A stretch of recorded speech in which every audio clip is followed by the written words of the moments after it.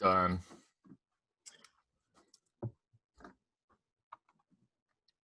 Good afternoon. Good morning. The anticipation. And welcome back to another thrilling, exciting, and fun-filled episode of the Blurring the Lines podcast. I am your host, Peter Nikolaidis, and I'm drinking coffee. And with me is my co-host, as always, the wonderful, the fabulous, and the admittedly taller than I, Adam Bell. Hey, Peter, how you doing? I'm drinking water. I'm also drinking water, but not at the same time. Well, technically, there's water in my coffee, so Yeah, yes, it's mostly water. Oh yeah. I just remembered something else I need to add on to the. Boy, we've got a lot to go on today, and yours is all like business focused, and mine is not. So, this is the Blurring the Lines podcast where we talk about how the lines between business and personal blur, right? Mm-hmm. Today, that line on my screen is like right in the middle of our Zoom call. It's right there because you've got businessy stuff to talk about and I got personal stuff to talk about. So it's perfect. It's a perfect episode for our podcast. In fact, you know what I'll do is, I'm thinking of WebEx. I was going to say for my background here, I'll just set it to blur, but No. I don't think Zoom does that. I don't know that it does blur. You can do custom backgrounds though. Yeah, I can. And I've done that before. I've set up things like the Batcave usually. Mm-hmm. I guess not. I don't have it downloaded on this computer. So yeah. Well, and I'm on the new Mac Big Sur. Oh, there you are. You're on the moon. That's Big Sur to you. Big Sur. And of course, Zoom now doesn't have all the functionality that it used to.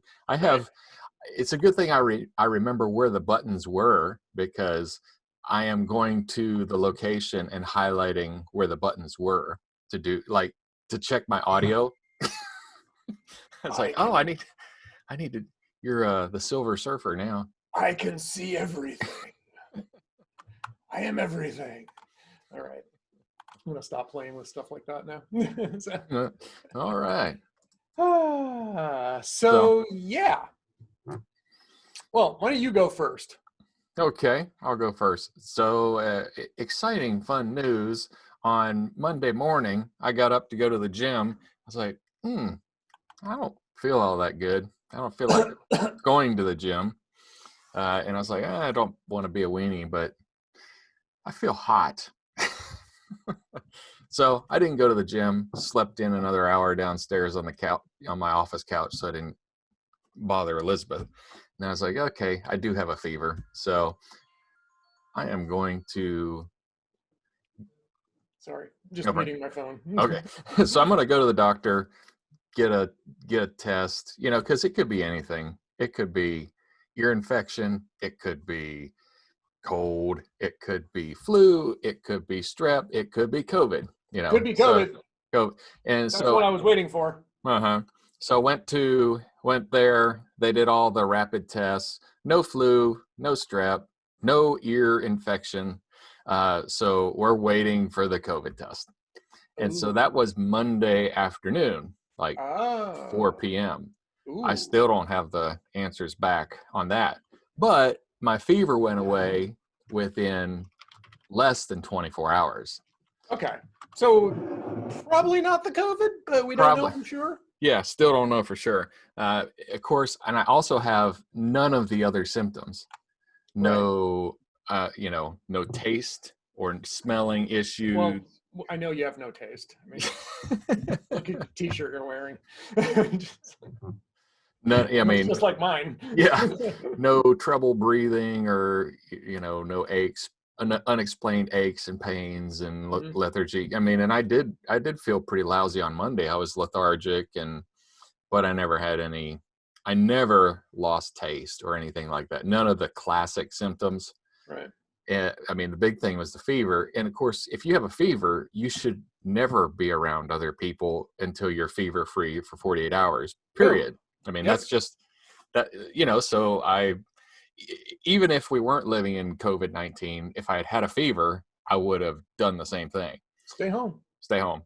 Now it's been 48 hours plus, with no fever, but I Mm-hmm. still don't have a clear on the COVID test. So we're supposed to have a family get together on Sunday. I mean, a small family, but I need to get the test results just to be clear that everything's clear. It's clear. Are you clearly clear? Clearly clear. But right now, not clear. So in Vermont, the governor ordered an issue, issued an order last week, essentially banning multi-household gatherings. Mm-hmm. Essentially killed Thanksgiving. Yeah. And the New Hampshire governor apparently ordered masks in public now too. Mm-hmm. So it sounds like they're starting to catch up. It's like it's about freaking time too. Yeah. So we're locking down more stuff here. I think we had talked about that last week already. Yeah, and we were masks in public, and then it was reprieved for. It was optional for, I don't know. It may have been 3 weeks back to, it's required. Most businesses never took down their signs. Like, right.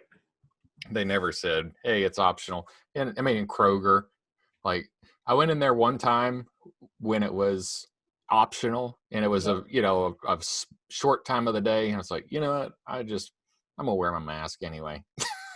Yeah, I mean, just because it's not required doesn't mean it's not a good idea. So, yeah, I mean, I've been told, like my dad told me he was quite proud that yesterday he's like, yep, well, went out and got a haircut before they locked everything down again. I was like, that's good. Just go out and expose yourself to a potentially and quite likely fatal disease one last time before you can't do that anymore. Good job, Dad. Brother. Yeah, so I'm still waiting. They said to call by Friday, and I called on Friday, and like, no, we still don't have an answer. Maybe you check again tomorrow. Like, okay, thanks. And so I've gotten tested 4 times, and I'm not doing it as much now. I've ratcheted my bubble down a lot smaller. Essentially, I have personal face-to-face interactions with one person now.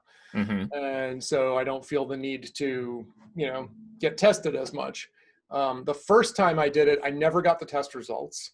It was from a partner's urgent care facility down the street. The second time I got it, it was like a day or 2 later. And then the third time was the next morning. And the fourth time it was the same day. Oh, wow. Yeah. So I think, because we were the hot spot early on, so I think Massachusetts has really gotten things under control. So, yeah. Well, as far as testing goes, I mean, we're still also, going nuts, and numbers are spiking here as well. So, yeah, well, that's where we are. One of the guys that works with me has got somebody who works at Vanderbilt, and their COVID floor is full. They're like, yeah, can't take it anymore. Yep. And that's the thing is, you hear now like, oh, well, yeah, the cases, I mean, we're at, as the time of this recording, we've eclipsed 250,000 deaths.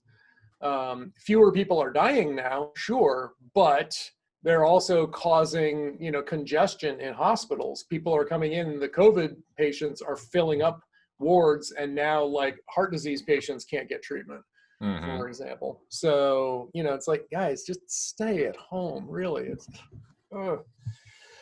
anyway, moving on. And supposedly the vaccine is obviously every day it's closer than it was. Right. So, but what I did read was it was about 95% effective, and it was within 30,000 people. Yep. And I thought that was a big number. Elizabeth, my wife, is an oncology nurse. She's like, oh yeah, they've got a lot more testing to do. That's a very small sample. It is. I mean, that's thanks to the legislation that the Trump administration passed, their Operation Warp Speed, to sort of like speed things along. But yeah, to go through the normal clinical trials testing and stuff, we need a lot more data. So I thought it was funny. I heard about this on the Risky Business podcast. The host was saying how I think it was the first American company released its results and said that the vaccine was 91% effective. And then Russia immediately put out their press releases saying those was 92%. 92. Yes, of course. It's like, of course you are. Yeah. Thanks, Boris. Good job. Well, and from a percentage, of course, we're talking about small samples, I know, but I would take 90% effective. I mean, 100 is better. 100 is better. But if there's no downside and no side effects and no permanent side effects or whatnot, then I would take 90% effective as well, and maybe 100% down the road. Yeah. If we were to obliterate 90% of this across the population, great. Then Yeah. I think we would stop talking about this as a podcast topic every week. Yes. So. All right. So, how's your car? Car's at the shop right now. Let's find out, actually. That's a good question. How is my car? Opening up the Tesla app right now. In service. Estimated completion time, 31 minutes from now. Of course, that's what it's been saying all day. Yeah. It should say 99. Well, no. It should, in typical 91%. Microsoft, it should say done, complete 100%. But it's still spinning. My favorite progress bar of all time was one that I saw, I believe, in 1993 or 4 or thereabouts. It was the Corel Draw 3.0 installer. Yeah. And the installation progress bar went up to 105%. Awesome. Yes. The early 90s was some of the worst, buggiest software ever. You're one of the few people that I know that knew what Corel Draw was. I liked it. I really hoped that it would win out over Microsoft Office. That was my... Oh, your Corel Office. Yeah, the Corel Office. Corel WordPerfect Office. Yes. You mean Corel WordPerfect Office bundled with Borland? Yes. Yes. Yeah, I really liked it. It never beat Office, Microsoft Office, and then it died. I mean, it had to die. It was an interesting time, like you had Lotus with their 1-2-3, which was the spreadsheet. What happened? Killed by Excel. You had WordPerfect, and there was WordStar initially, but then WordPerfect pretty much took over as the dominant word processor, and then Microsoft Word came out. Killed all those. But yeah, it was an interesting time, looking at Borland, this, scrappy little upstart coming along and, partnering with WordPerfect and Corel, and then merging this thing into a suite of products. They never really, in some ways though, they never really integrated as well as the Microsoft stuff. In other ways, they integrated better though, because, in some ways the Microsoft stuff never really was all that one. They were talking 20 years ago how about, the next version, you're just going to open up Office, and if you want to do a document, you'll just start typing a document. If you want a spreadsheet, you'll just start typing a spreadsheet. And so so that pretty much came to be as a launcher. So it's like, so there's an Office launcher, but you still click to Word and Excel to do a spreadsheet or a document. Yeah. And I remember seeing that, like, people were complaining because they didn't understand, or they lost a lot of time and productivity switching between apps. I'm like, okay, I got news for you. If switching between apps is an arduous task for you, you're not going to fix that by having one app, because, one app is going to just have weird, different types of documents that you're going to have to still switch between, so... Nice try, Microsoft. But I loved Borland. I used Quattro Pro. I learned that was the second spreadsheet I learned after Lotus 1-2-3, and it was so cool. Oh my goodness, it was so much easier to make graphs and charts. Yeah. And these days, I want to punch someone every time I have to make a chart in Excel. It's like, why is this so hard? I just, for whatever reason, cannot wrap my head around it. In 1-2-3, it was fairly easy. In Quattro Pro, it was simple. So I usually end up going to Google Sheets to Mm-hmm. make my charts when I want to graph something out, or Yeah. graph a chart. It's anyway. There Anyway, you go. so That's look, my rant. short walk through memory lane. Hmm. Oh, we're not done. We're definitely going back down memory lane with some of my topics too, though. So you're anything else on the car? I mean, you're still Okay, so the waiting on car it. so the Tesla is at the service center this morning because it is getting serviced. And as you may recall, a few weeks ago, I purchased the full self-driving upgrade, Right? which includes a hardware upgrade. So short term, the only change I should notice is some better performance in when autopilot is engaged. So like when you tell it, say, change lanes, it should be a little smoother. It should also recognize stoplights and stop signs, Okay. which is something that it did have for one day. And then that feature was pulled from older hardware because Tesla realized it was like trying to run, Windows 10 on a Pentium 50. Right. It was just like, oh, these things can't handle this. So they yanked that feature. So I'll get that back. Now, eventually, someday, maybe, perhaps, I will have the full self-driving capabilities. I expect there will probably be incremental steps between where I will be today and full self-driving, whatever full self-driving means. I figured, well, you know what it is? Full self-driving is going to just be like unlimited data on your cell phone.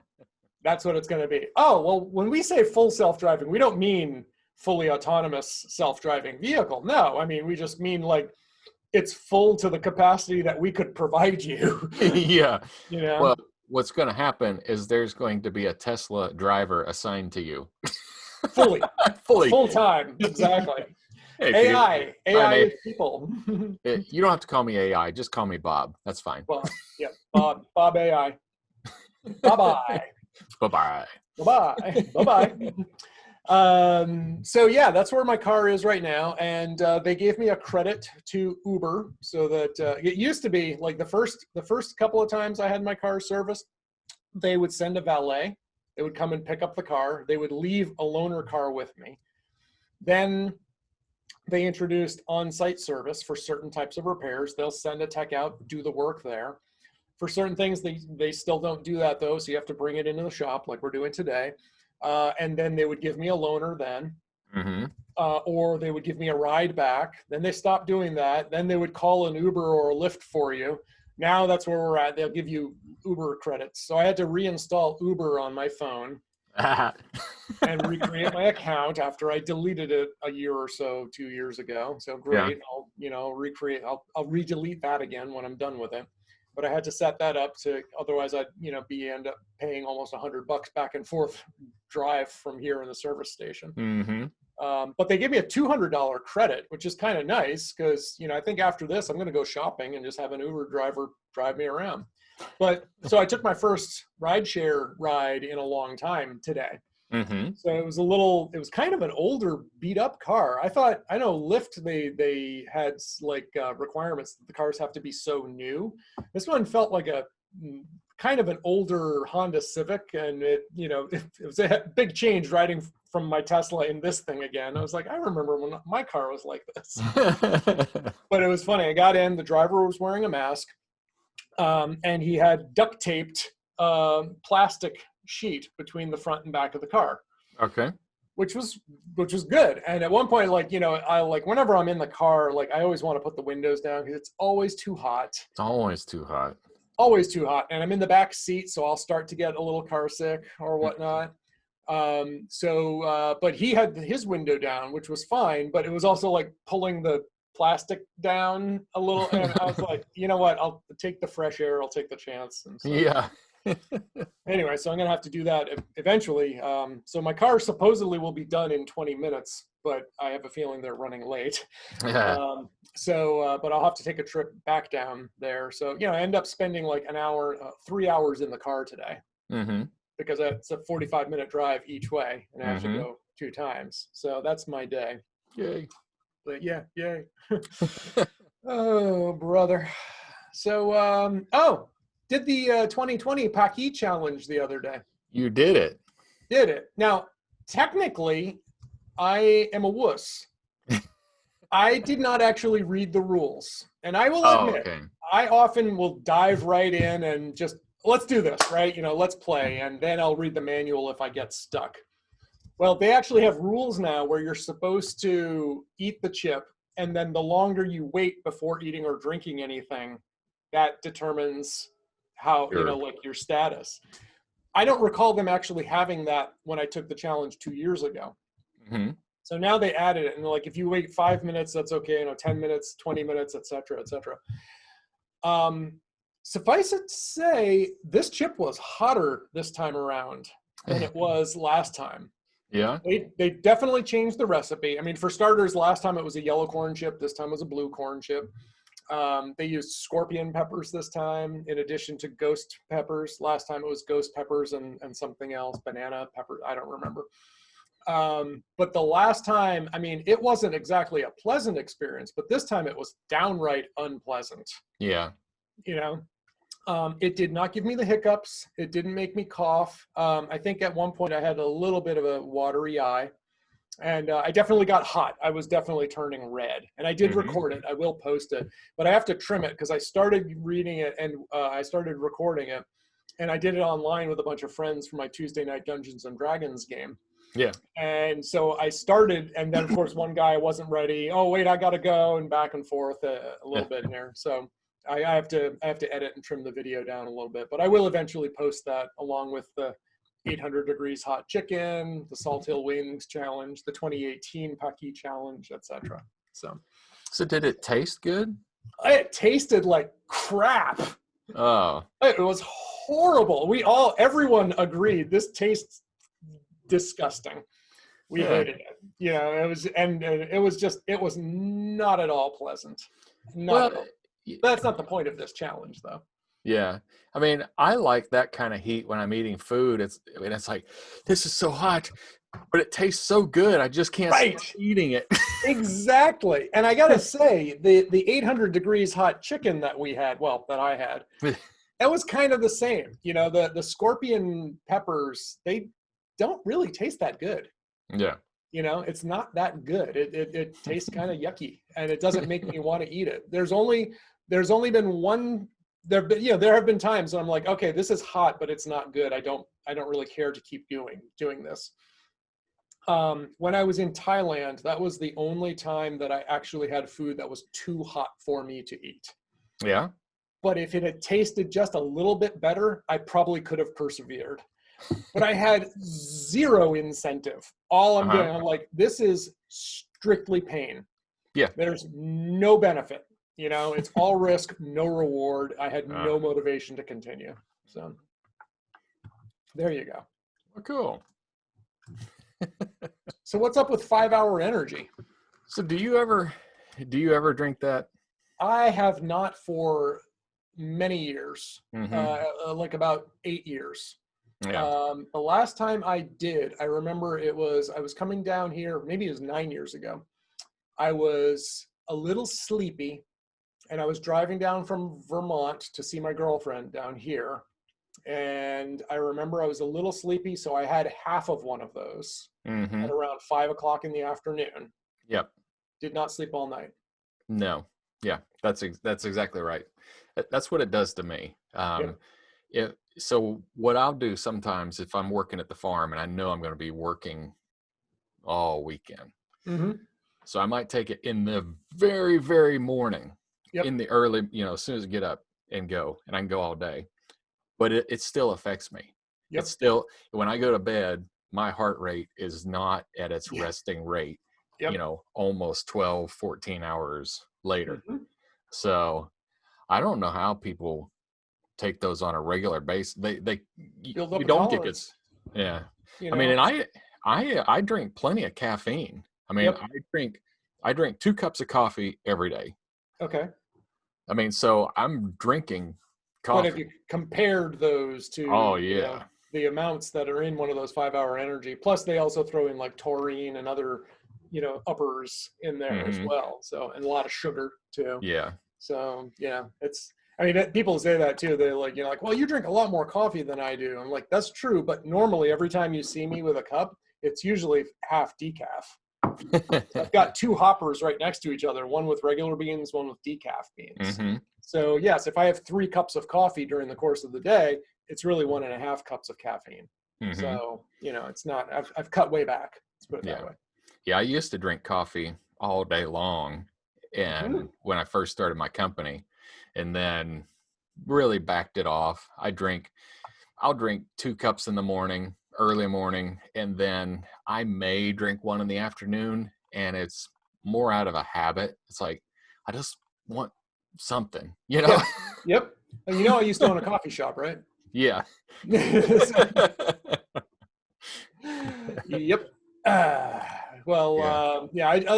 I drank a lot more back then, and I think it was right before I opened the coffee shop. No, I remember it was when I was married. I remember I could tell I was drinking too much because my left eyelid would start twitching.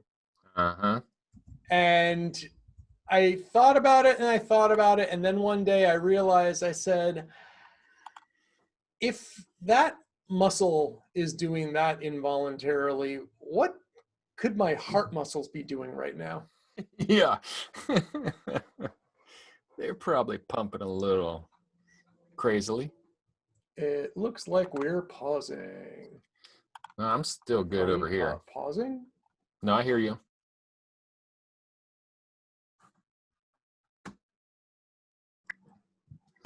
Yes. And we're back. It's kind of nice, me not being the one having all the technical problems all the time. Well, thanks to Big Sir, we are. That's big, sir, to you. Big Sir to you. Yeah. So that's one of the problems of being on the bleeding edge. If we were making money at this podcast, yep, I would not have bleeding edge technology running our podcast. Well, on that note, I have decided I'm holding off a little bit on buying a new laptop. I know I was going to run out there and get one. That was the plan. As you know, I sort of inherited a bunch of older, computers earlier this year. But as I mentioned to you the other day, my main desktop, which had been perfectly functional up to a year ago, I was using it for everything, just got really flaky. And I just set it aside because it was doing weird stuff. Like I would plug USB hard drives into it and they wouldn't mount, or they would mount and then I couldn't write to it and stuff. Right. Again, it's not what I do every day anymore. So my troubleshooting 101 skills are kind of out the door. So only like a few weeks ago, last week, I pulled the old hard drive that I had been using in this and tried to mount it, and it won't even mount anymore. And then I realized, and then I finally put 2 and 2 together and realized that it was just a hard drive failure. It was an older SSD, and when they go, it's really weird. You don't get bad sectors sometimes; just weird stuff happens. So I took the newer one that I had bought, which I had been running in that older machine, which I had upgraded the memory in. You may recall a few times, right? Slapped that into my old, formerly primary desktop, and it's running like a dream. It's great. Yep. So my plan had been to use that 16-inch i7 laptop, which is still more powerful than this desktop, as my main machine. I was just going to connect external displays to it. That would be my main laptop. And then I had the Surface Pro, Surface Book, that is, as my standby laptop. Well, that thing's starting, like I traded in the Surface Pro 4 a couple of months ago and got, I don't remember how much for it, not much. This is the same exact vintage. The specs are identical except for the form factor. Except this one, I think I showed you a picture, the screen is like bubbling out. And it's, getting really slow at times, and it's starting to act just like the old Surface Pro 4 was. So, but I like having something with a touch screen. If for no other reason, when it comes to putting my signature, my real signature on documents, I like to be able to sign documents. Yeah. And also it made a decent reader if it was a little bit big, right? So now what I did is I shoved that in the closet. I'll recycle it at some point down the road. And I took the 16-inch laptop that I have, and I moved that downstairs to the kitchen counter. So that's my downstairs. So I've freed up a little space on my desktop here now. So I only have 2 computers on my main workspace. Yeah. So I really, really don't need a new laptop. I really don't. You know, even as cheap and awesome as the new M1 chips look like in these Macs, I want one. Don't get me wrong, but I did just blow a wad of cash upgrading my Tesla. So I'm like, maybe I'll just hold up. Maybe I'll get the second revision. Maybe I'll get the new ones when they finally upgrade those FaceTime cameras. You know, because they're still using the cruddy old 720p cameras, which I think is funny. That. You know, well, I mean, they've still got them, so use them. You know, but I'm thinking that when Face ID comes to the MacBooks, I'll probably upgrade maybe then. But right now, I mean, my main desktop there, more that laptop, it's under warranty. It's still warranted by HP. It's still, you know, they will honor it. They'll support it if anything goes wrong with it. And it's an i7 processor with 16 gigs of RAM. That is plenty powerful for what I do these days. Yeah. So I really don't need a new machine. That said, I've got something nifty to talk about. Since we're talking about it now, let's just mess up the order a little bit. I've got a Digiland tablet, which I picked up from Best Buy. It just arrived yesterday. This is a low-end Android tablet, little 10-inch, you know, so comparable to an iPad, right? It's not an iPad. It's running Android 10, so you know it's not an Apple product. But there's another big difference, and you know the main appeal that most people, I think, there are some purists who are like, oh no, Android is Linux, and I don't want Apple, so that's why I want it. Most people buy Android because of one thing: it's cheap. Yeah. This was on sale at Best Buy earlier this week, and I paid $63 and change after tax for a machine with 2 gigs of RAM and 32 gigs of internal storage. Plus, you know, the latest Bluetooth, USB-C, and it's got an SD card slot so that I can expand the storage on this thing. I don't expect I'll need to, though, because essentially I just bought this as like an ebook reader and maybe a lightweight web surfer. So you have some homework then for me. Okay. What do I need to do? If you are also interested and you don't mind. Yeah. So when I go to the farm, I have satellite internet. Yes. I have Netflix as well as every other provider, Hulu, whatever. So Do you have Disney? I have Disney, of course. Because of course, well, Disney Mandalorian. Disney begots Hulu. Yeah, right? Hulu and Mandalorian, and you know, X-Files on Hulu. So, but I went to the farm. I downloaded like 2 or 3 episodes of something I wanted to watch to my iPad, and I took my Apple TV so that I could play Netflix that I downloaded, have a valid subscription to, have an internet connection if they wanted to confirm that I have a valid subscription. But I mean, those files will, you know, age out if they're no good. Apple TV will not let you screencast from your iPad to the Apple TV, Netflix, Hulu, or anything like that. Is it an Apple limitation or is it a Netflix? Oh yeah. They're blocking it. They're preventing you from being able to do what I just did. They want you to play it through. You can play iTunes, but of course iTunes is built into that. You know, so if I downloaded it at iTunes, what I'm curious is, I have a valid subscription. I have a valid app. I'm not trying to do something. I'm not that's illegal or even questionable in any way.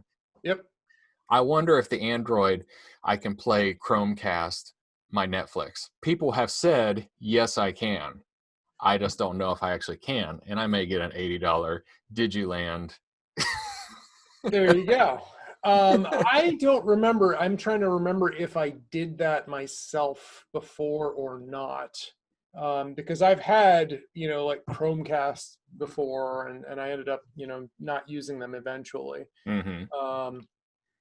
But I don't remember, and I don't currently have Netflix right now, so I don't remember if I go into that. But we could find out easily enough. Mm-hmm.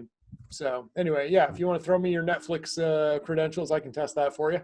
All right. Now, of course, I'm going to be testing that with a Fire TV stick. Yeah. Right, because I don't have a Chromecast. So is that what you have too, or what do you? I have a Fire TV down there. Got So it. I have a Fire TV stick as well. Sure, we can definitely test that. All right. Absolutely. And yes, since I've had enough other stuff going on, I'm still catching up on podcasts. I'm reading. I'm still taking a class on macroeconomics. I'm catching up on the series Vikings. So I have been holding off. I have not yet re-enabled my Disney Plus or anything like that to catch up on all those other series. Yeah. So I want to, because WandaVision, I think that comes out next week, if not already. That's the first of the TV shows of the Marvel franchise that's going to be on Disney Plus. Okay. And The Mandalorian. Of course, I want to watch those. But right now, like, I still sit down. I have seasons of Vikings left to go. Mm-hmm. Funny little note on that. You could watch the first 3 seasons with Amazon Prime, but subsequent seasons, supposedly you need Hulu or Stars or one of the other networks that has that, right? Right. But if you watch season 3, the final episode, it will roll over and start playing season 4, episode 1 without checking. And if you watch season, so I did that, and then I tried to go back in, and I was trying to go into season 4, and it's like, watch now with Hulu. I'm like, I don't have Hulu. Let me just, wait a minute. Back. Season 3, fast forward, episode 10, play, fast forward all the way. Sure enough, episode 1 starts. I'm like, okay, fast forward all the way. Episode 2. But it gets better. If I stopped it in the middle of episode 2 because I was getting tired or had to make dinner or something, I went back and it will let me resume. Oh, yeah. Like the TV's gone to sleep and restarted and everything. I was still able to go back in and just, okay, play again. Nice. And I don't feel like I've done anything wrong. It's not like I'm out on BitTorrent streaming this down from the Pirate Bay or something, I just hit play. That's all I did. So You gamed a system. I gamed the system. So, I mean, if that had not worked, then I likely would have resubscribed to Disney Plus because that includes Hulu, which includes yada, yada, yada. So, yeah. So anyway, so far, I mean, like I said, I've only had this thing for less than a day, but a 32 gig tablet makes a decent ebook reader. That's all I'm really looking for. That, and like in a pinch, I know you use ConnectWise remote for managing remote systems. Yes. Right. Screen Connect, ConnectWise remote. Yeah. Okay. So I use a combination of LogMeIn and Zoho Assist, and they've got clients for those. So it's not the most pleasant experience, but in a pinch, I can get a remote desktop and start, going along, and it's got an SSH client. Mm-hmm. It's got Slack, it's got email, and I keep all my files and stuff in OneDrive these days. So it's got everything I need. Well, and if you were so inclined, you could root it and you could run your own flavor of Android on it. I mean, no carrier owns that. Exactly. Yeah, that's the thing, is Android stuff is way more friendly to rooting and, self-bricking. I mean, self-bricking. Yeah. You want to brick your thing? Go for it. Have fun. So. Yeah. Oh, you can do that on your Windows computer. Mm-hmm. Oh, absolutely. That's called installing Linux. Yeah.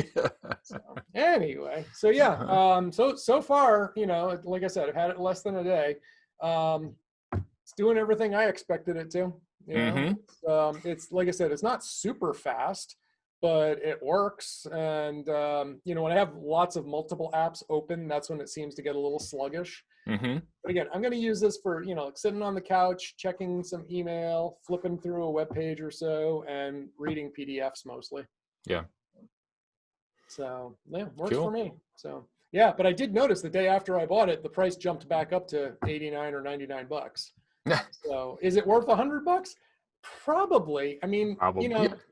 the thing is though, is like I've had iPads before, and Mm-hmm. I know, friend of the show, Scott Wilsey, uses an iPad as his primary computer, and I can't do that. It's just not there yet. And, Mm-hmm. that's where like I was hoping that the new MacBooks, or I thought maybe the new MacBooks would basically be like iPads with keyboards. And they're not. They're Macs still. They're still Macs with, super fast processors and stuff.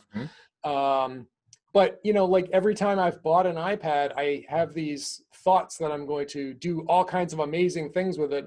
And it turns out to be my secondary device. I use it just for reading things and for fun and, lightweight web surfing and emailing, and there you go. So why would I spend several $100s on one of those when I can just spend less than $100 on one of these? Yeah. So, Well, so and there you could buy 10 of those. Bingo. One for every room in the house and every room of my parents' house. So yeah. So anyway, initial first impressions, pretty good. I'm pretty happy with it. Mm-hmm. Cool. Yeah. All right. We still have lots of We do. chat items to. Let's go on. Okay. So this one won't take long. My QuickBooks and Accountants, and Accountants. I just want to say, I know I'm wrong, but I don't want to be right. There's some Why don't you things. want to be right? There are some things that QuickBooks and Accountants require that drive me insane. Okay. One of them is profit and loss sheet and balance sheets, and Yes. me being the owner, which one that falls under. I think profit and loss. Everything that I spend money in is money spent. Every money that I bring in is money I've earned. I want two piles. Actually, I want one pile. I want one pile of money that I saved, not money that's out. Just show me my money. Show me my money. So when I look at my profit, my P&L, I want to look at the bottom of that and say profit, $1 million. It's all my profit. I mean, and I'm done. Mm-hmm. No. Seems reasonable. No, I'm not done. No. Because not even close. You're not even close, because I'm not an employee. So I can't come out of the profit and loss, which makes no sense to me. I have to go to the balance sheet as equity in the company. So, so let's say there's $1 million in profit. Apologies, my Tesla just binged at me here. Keep going. I admit to being distracted by non-focused on this, but continue. As Kit talks to me. Yeah. So actually, it's currently known as the Batmobile, but yes. The Batmobile. So if I want to determine my actual profit, I have to subtract what I paid myself. Oh, well, then I can take it off my P&L sheet, right? No. It's still, no. You go to your balance sheet, you add that. Well, then it actually says, not only did it not take my salary out of the P&L, it considers it to be profit. So instead of being $1 million, I have $1 million and $100,000 as profit. Oh, no. Brilliant. You're killing it. Yeah. No. That's reconciled in your tax form. What? Yes. So no, it's okay that you declared $1 million profit, because we're going to subtract your salary out of there in the tax form, out of the balance sheet, because it's obvious. It's in the balance sheet. Of course. What? Okay, so let me just make myself an employee, so that my money can then be drawn out like employee costs, and it'll just be, oh no, you can't do that. No. You own the business. But if I just make myself an employee, you can't. You own the business. So remind me, you're an S Corp or an LLC? An LLC, single member LLC. Interesting. And you still have to go through all those gyrations? I don't have to. So here's the other thing. Oh, so you're doing this willingly? Oh no, I can make myself an employee, but the IRS doesn't like that. Oh, is it wrong? No. Is it illegal? Yeah, No. they just don't like it. We don't like it that way. It's not best practice. But if it seems, I mean, I'm one owner here. I got one company here. I got 6 employees. You know, making my profit and loss numbers simple seems like a really nice thing to me. And actually, that's why I dissolved my corporation and moved to LLC status. Wouldn't it make it easier? Wouldn't it make your life easier, Mr. IRS man, that you just look at one place and there's all my numbers? No, because that's not right. Well, Mr. IRS man, you have to remember, works for the government. So Mr. IRS man doesn't care about making things easier. Mr. IRS man likes complication because that's called job security. Jobs, yeah. So, like I said, I just would. I don't. I get the balance sheet is useful for knowing how much assets your company has. To me, that makes sense. That's a good place for a balance sheet. I mean, it just covers all these. You have savings accounts, you have escrow accounts, you need to account for those. The balance sheet is a perfect place for that. Yep. Why does the owner's pay have to live in the balance sheet? Because it got paid. It's not it's not just money that never, the company spent the money because the owner has to get paid in order to run the company. Well, not really. He or she has to live and eat and everything else. So, So yeah.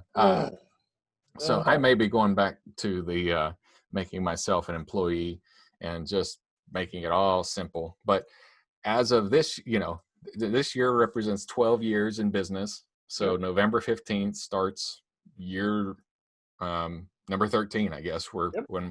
And so I started a whole new QuickBooks. All new. Did a whole new company file, and we're starting over at a blank slate, and it's going to be lovely because I'm not going to try to fix any of those things of trying to make my balance sheet right and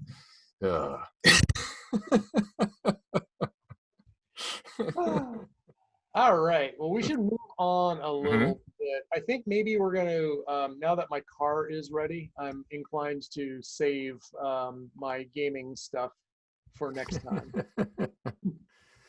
All right.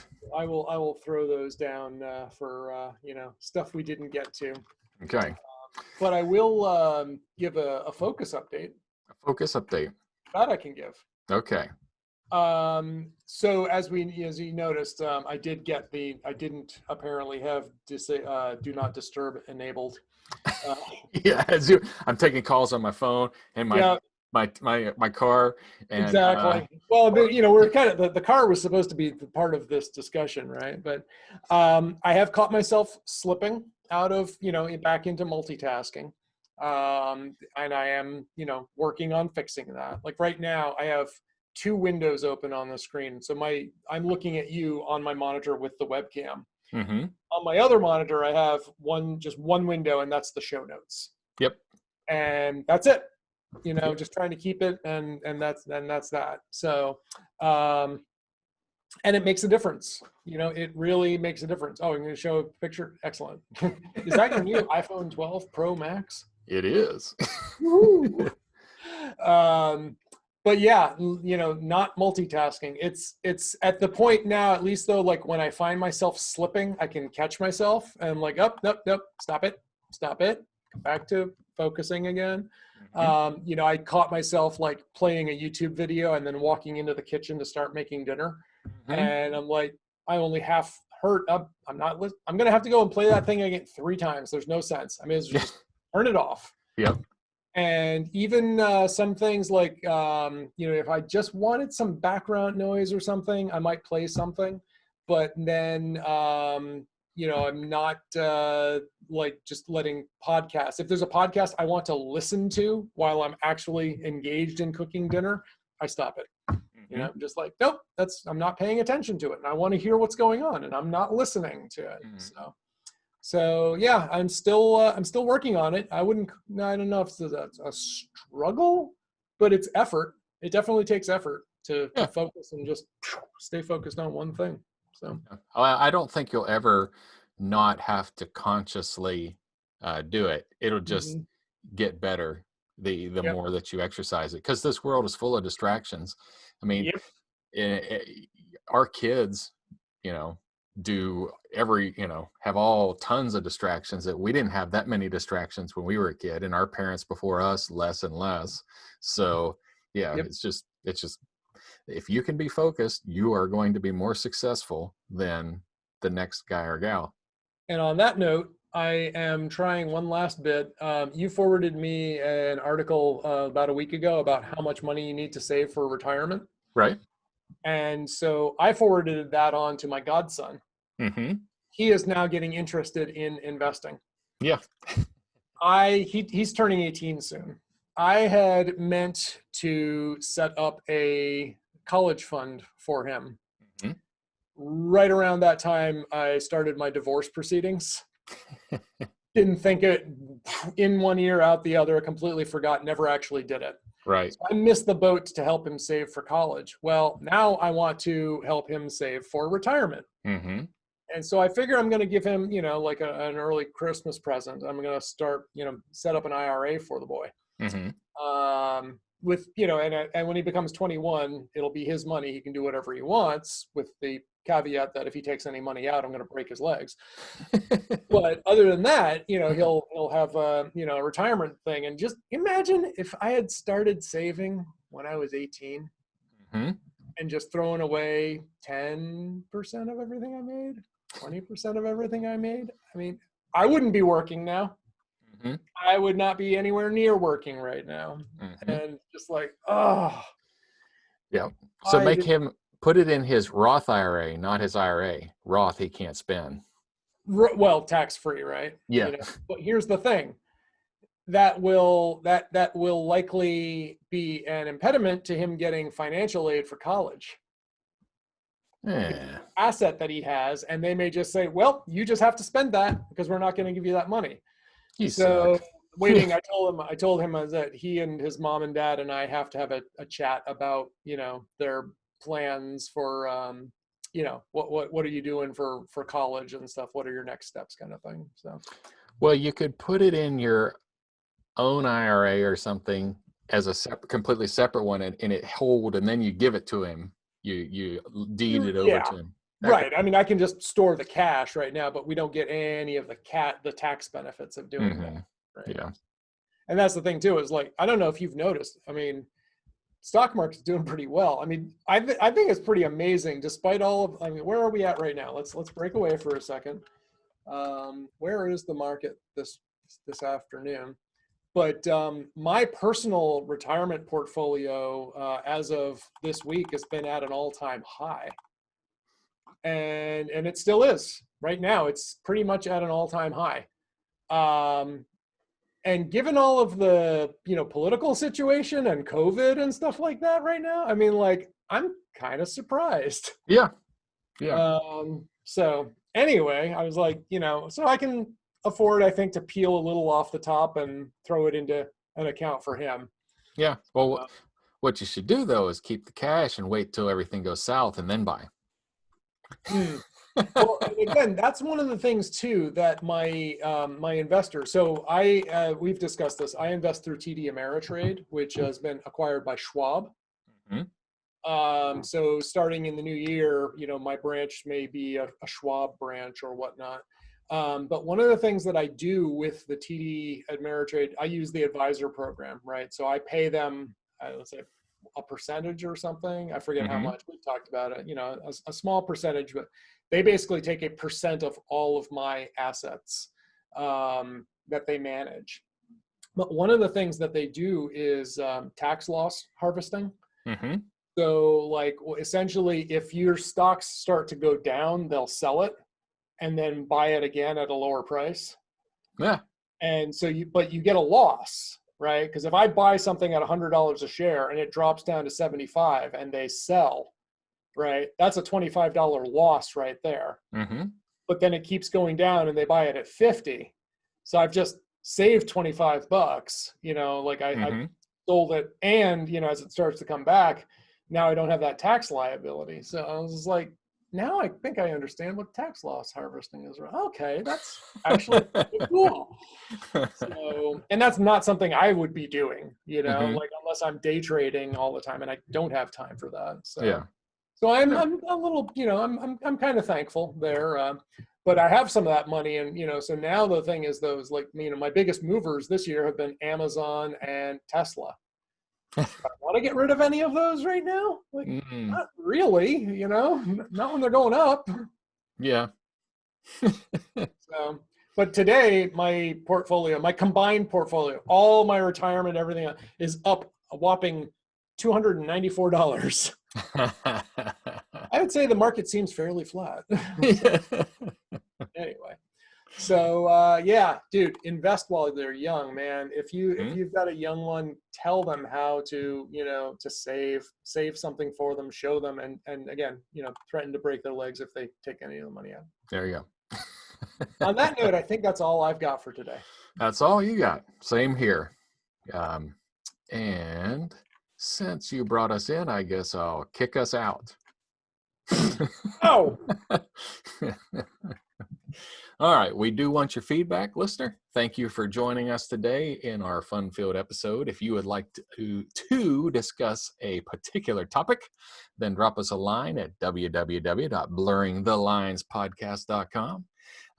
There's old episodes there you can see. There's even a couple of pictures, and there's a contact us form, and we'll both get an email if you send it. So there you go. There's only one thing to do. I will pick up my fancy new Digiland tablet and push its big red button. I